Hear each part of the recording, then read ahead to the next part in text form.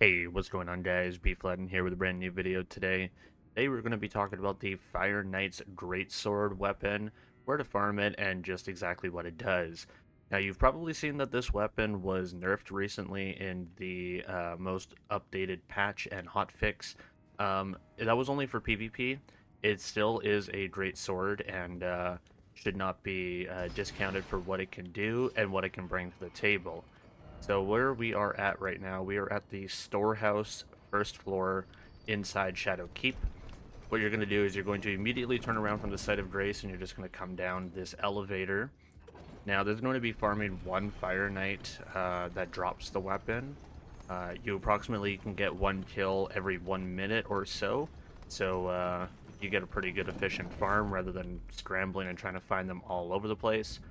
The Fire Knight's Greatsword has a pretty low drop rate, admittedly. Go ahead and just kill him off here. And that's going to do it for that Fire Knight there.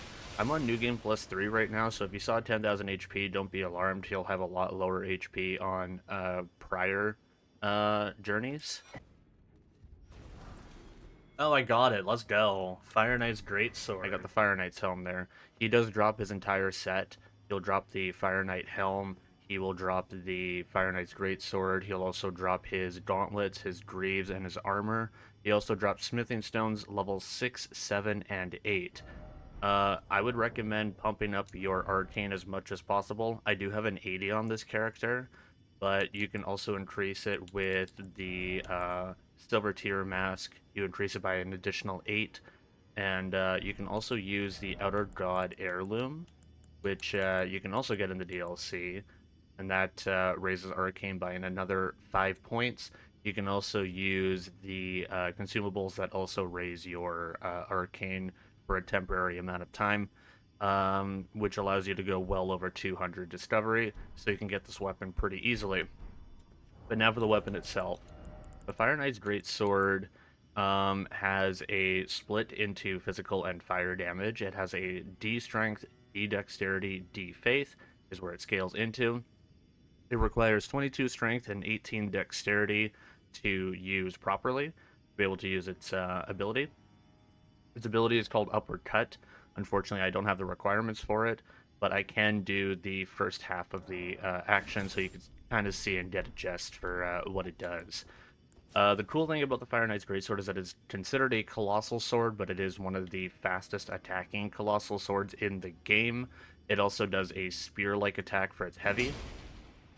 For a colossal sword, this is actually ridiculously fast, I would say. And then for its heavy attack, you do a spear-like poke. And it also has insane reach for colossal sword standards as well, so it is pretty nice. And the ability for it is you do a stamp and then an upwards uppercut with it to knock enemies off their feet and down, which can actually help out with a lot of fights a lot easier. You stamp down and then you uppercut forward. If I had the requirements, I'd be able to do it. It's got an FP cost of only 5, it looks like, so it is very cheap to use this skill to be able to control the battlefield a little bit easier. Fire Knight's Greatsword, even though it was nerfed in PvP, it still has a very good potential to be an awesome sword. Probably more preferably for fun builds, but if you boost things with Golden Vow, or if you had things like Howl Shabriri, if you want to do a Faith Strength style build, it would work out just fine. And of course, Flame Grant Me Strength, it just makes this thing way, way, way better, because Flame Grant Me Strength gives you the two things that it stacks into really well, which is physical and fire damage. Go ahead and give this a try. Farm up this knight over here, kill him a bunch of times, and play around with the sword yourself. I will see you guys in the next video. My name is Flattened, and I'm signing on out of here. Take care, all. Laters.